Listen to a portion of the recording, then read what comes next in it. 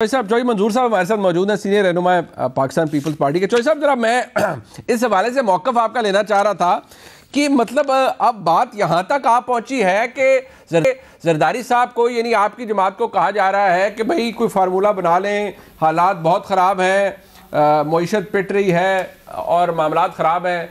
और जरदारी साहब ये कह रहे हैं बकौल उनके कि वो कह रहे हैं कि पहले इनको फ़ारिग कराएँ या ये फ़ारिग हों फिर हम आएँगे। तो ज़रा इसकी वजाहत कीजिएगा। ये तो सेल्फ एक्सप्लेनेटरी बात है, इसकी वजाहत क्या, मुझे नहीं समझ आ रही आप क्या चाह रहे हैं वजाहत। अच्छा, ये जरदारी साहब को अब वो इस्तारा इस्तेमाल करें ना, वो कह रहे हैं, वो फरमा रहे हैं, मतलब जो यहाँ पर तासुर लिया जाता है वो यही के लिए, तो वो रेफर किया जाता है एस्टैब्लिशमेंट से। तो क्या ये बात आप कंफर्म या डिनाई कर सकते हैं कि वाकई जरदारी साहब से, पाकिस्तान पीपल्स पार्टी से एस्टैब्लिशमेंट कह रही है कि जी आपको फार्मूला निकाल दें? मेरे नहीं इल्म में, लेकिन जो डिस्कशंस हो रही है वो तो यही हो रही है ना कि इस वक्त जो जरदारी साहब का नुक्ता नजर है वो ये है कि हालात इतने खराब ना हो जाएं कि कल को कोई और भी आकर संभाल ना सके। तो वो कभी कोई फार्मूले तो पाकिस्तान के अंदर चलते ही रहते हैं, डिस्कशंस जो पॉलिटिकल फोर्सेस की आपस में है उसके अंदर भी फार्मूले हैं कि ये फार्मूला ले लें, वो फार्मूला देख लें, ये फार्मूला देख लेते हैं। तो वो कहते हैं कि जो इनको लेकर आए हैं पहले इनकी छुट्टी कराएं, उसके बाद देखते हैं कौन संभालता है, कैसे संभालता है मुल्क। अच्छा, चौधरी साहब ये फरमाइएगा, क्योंकि आपने खुद भी कहा कि जो लेकर आए हैं वो छुट्टी कराएं, मतलब छुट्टी, क्योंकि आप माशाल्लाह खुद एक सियासी रहनुमा है, छुट्टी कैसे कराएं इनकी? मतलब कुछ जमहूरी तरीका ही होगा sir, vote of no confidence? जमहूरी बिल्कुल बिल्कुल, कोई गैर जमहूरी तरीका कैसे हो सकता है, खासकर पीपल्स पार्टी कैसे? मतलब सिर्फ इतना है वो लाताल्लुक हो जाए चीजों से, ये तो एक दिन में गिर जाएगी वो। ठीक, बहुत शुक्रिया चौधरी मंजूर साहब हमारे साथ थे, मेरा वजाहत लेनी जरूरी थी। माशाल्लाह आप जरूर, ये है भुट्टो का और ये है सारी इनकी सियासत और जमहूरियत कि ये किसी को कहते हैं कि इनको हटा दे, किसी को वो कहते हैं कोई इन्हें कह रहा है, नहीं जो भी है। यानी ये आप सोचें कि अल्हम्दुलिल्लाह हमारा हर सियासी मुखालिफ कैसे बेनकाब हो रहा है। आप सोचें कि पीपल्स पार्टी जो सारी जिंदगी इस्टेब्लिशमेंट का या दीगर इदारों का, मुख्तदर का, कूतों का हमें सबक पढ़ाती थी कि इनका सियासत में कोई किरदार नहीं होना चाहिए। आज मोहतरम जरदारी साहब ने अलल ऐलान उस नजरिए को, उस पीपल्स पार्टी के नजरिए को दफन करने की तकरीर की। बाकी मेरा ख्याल है सेल्फ एक्सप्लेनेटरी है, चौधरी साहब बिल्कुल ठीक फरमा रहे हैं, इस पे तो कोई बहस की जरूरत नहीं है। अच्छा, मैं दूसरी बात जो करूँ, अल्हम्दुलिल्लाह इन्होंने, चौधरी साहब ने कहा कि जी PTI 18 सीटें लेके दफन हो गई है, मुस्तरद हो गई है। नून लीग 2 सीटें लेके कितनी कामयाब हुई है ये मुझे खुद ही बता दें कि नून लीग क्या पाकिस्तान की जमात नहीं है? बिल्कुल है। क्या आपने सिर्फ सेंट्रल पंजाब के 2 डिवीजन की बात, अल्हम्दुलिल्लाह PTI वर्सेस ऑल है इस वक्त। सिंध में वाहिद वफाकी जमात पाकिस्तान तहरीक इंसाफ, सिंध में पीपल्स पार्टी है तो उसका मुकाबला PTI करती है। नून लीग की 1 सीट भी नहीं है। बलोचिस्तान में PTI है, पंजाब में नून लीग है, हम मानते हैं, और उसके मुकाबले में PTI है। JUI की प्रेजेंस है और उनको मुबारक हो जितनी सीटें जीते हैं, मुझे तो कोई एतराज़ नहीं है। मैं ऐसी यहाँ पे कोई ऐसी फजूल बात करूँ जो देखने वाले जिस पे हंसें कि मेरी हुकूमत, मेरा वजीर, मेरा वज़ीर आला, मेरा प्राइम मिनिस्टर, मेरा सब कंट्रोल और मेरी इंतहाई मुखालिफ पार्टी जीती है, तो मैं कहूँगा नहीं जी आएँ बाएँ शाइनी, हमारी कमज़ोरियाँ थी, हमारे लोग डिवाइड थे। आपको पता है 1-2 जगह तो रिजल्ट हमारी वजह से आए कि हमारे लोग छोड़ गए, वो सारी बातें। लेकिन एक बात है कि वफाक की जमात और सबसे बड़ी जमात, सबसे मकबूल जमात, हर जगह, हर जुबान, हर नस्ल और हर इलाके की जमात अगर है तो वो PTI है। बाकी नून लीग जो है वो 2 डिवीजन में है, पीपल्स पार्टी सिंध के इलाकों में रहती है, और वो पीपल्स पार्टी वो है जो आज अपनी जमहूरियत को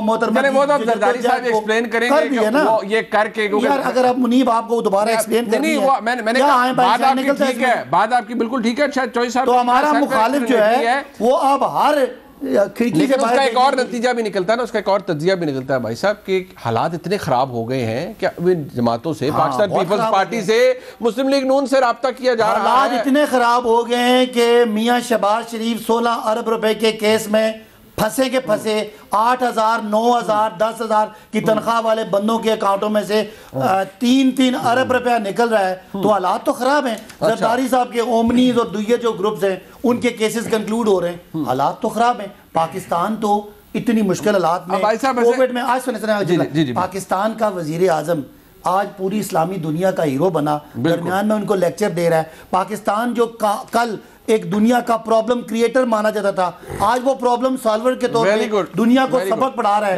दुनिया पाकिस्तान को एनवायरनमेंट में देख रही है। मुनीर साहब थोड़ा जाने देना बात।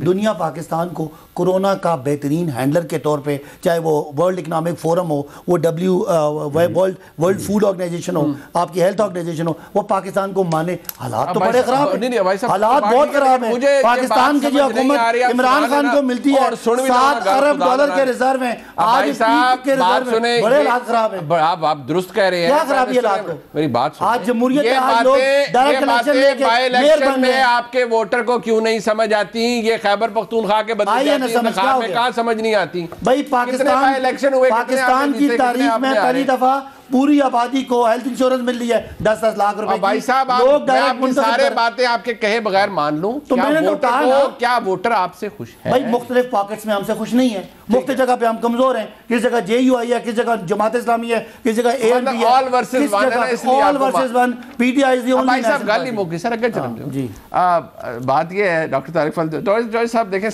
बहुत मुस्तरद हो गए 18 पे 2 पे जो है ना ये। अच्छा मेरी बात सुने, यार सादिक साहब सुने गए थे और जो कोई डील लेके गए थे, कोई ऑफर लेके गए थे मियां साहब के पास, वो फेल हो गई, ठुस हो गई। मियां साहब ने कहा पहले मतलब इत्तेहादी जो है वो जरा साइड पे कराएं। मियां साहब को भी यही कहते हैं कि जी बकौल मियां साहब के जो लाए हैं वो इनके इत्तेहादियों को साइड पे कराएं। कोई भी नहीं लाया। अब भाई साहब देखें कैसे माशाल्लाह कॉन्फिडेंट बैठे होते हैं। पहली बात तो ये है कि आज वो हमारे पंजाबी में कहते हैं, अब भाई साहब ये इलेक्शन हारने के बाद आज 2 चूड़ी मजीद रेस होके आए हैं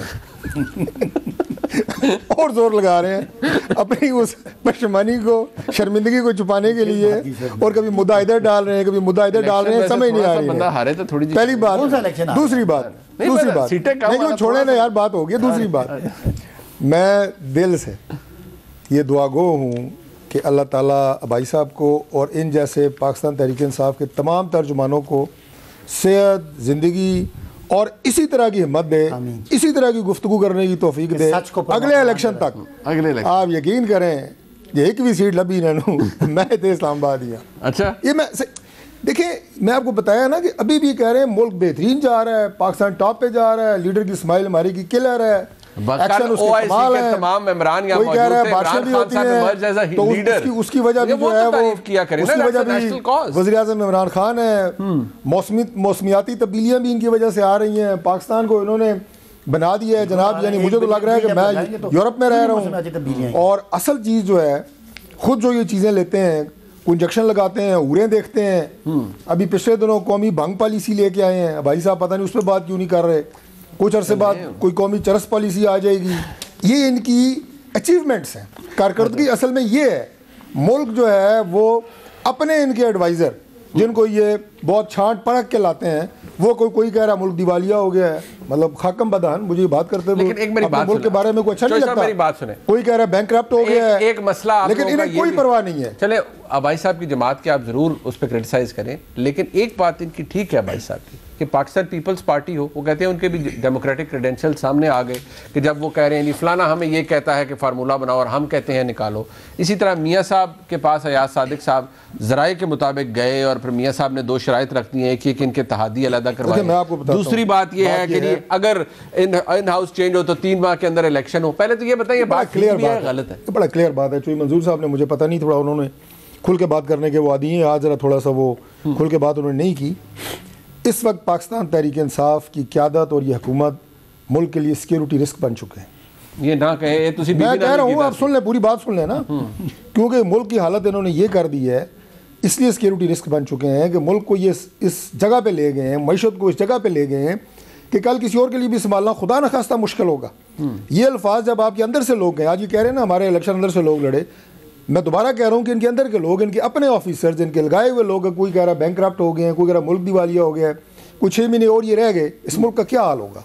ये बात है जो कंसर्न है सबके लिए। राशन कार्ड, मैं कहता हूँ कि पाकिस्तान के, मुझे एक गलत काम बता दें, एक गलत काम बता दें, मैं अपनी बात मुकम्मल कर लूँ ना।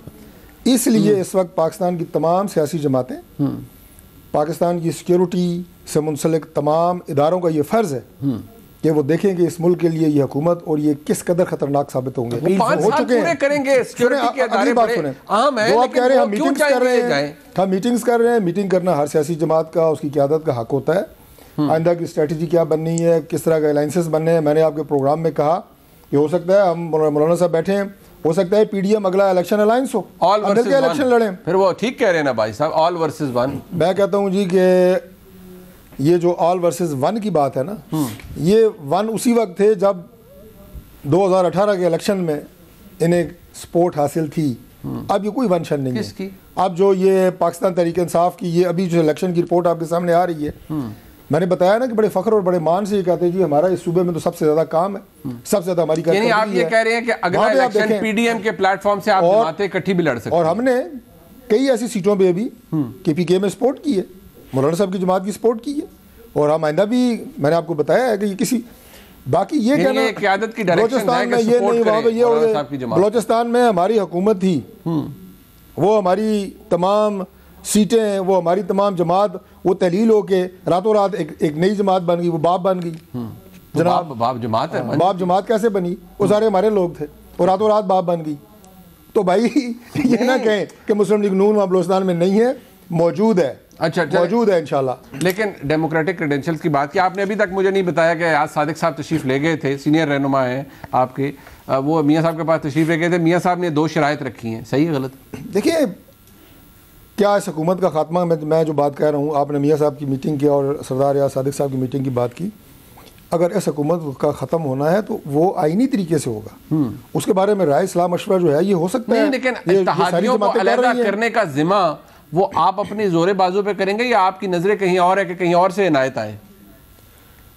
देखिए जहाँ से ये इत्तेहादी इनके साथ वेल्डिंग हुई है ना, उस वेल्डिंग को तोड़ा भी खास तरीके से जाएगा।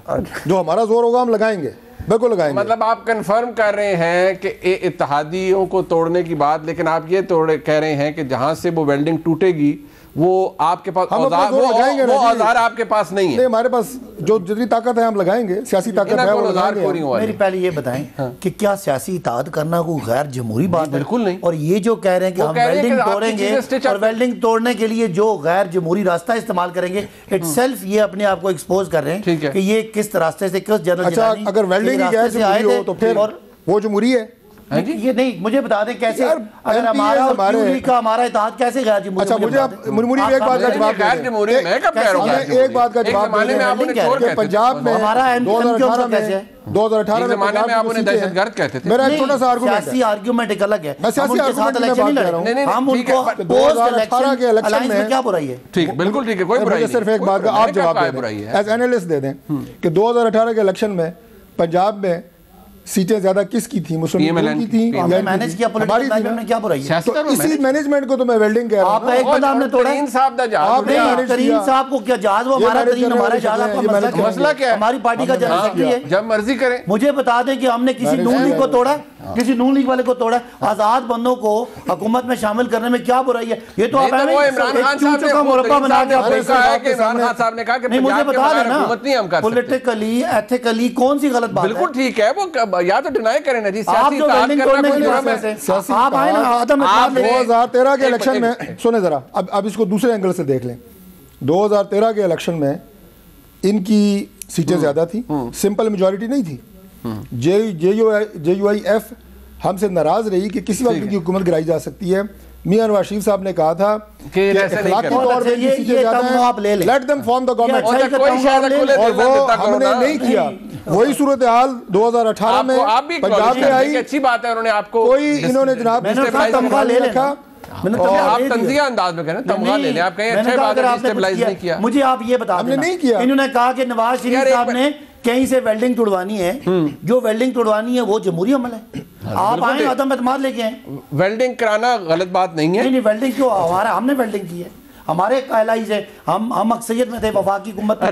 मेरा ख्याल है आपके प्रोग्राम का बाकी हिस्सा वेल्डिंग, उसके फवायद, उसका जोड़ना, सियासी वेल्डिंग है, सियासी वेल्डिंग है, आप साहब बताएं।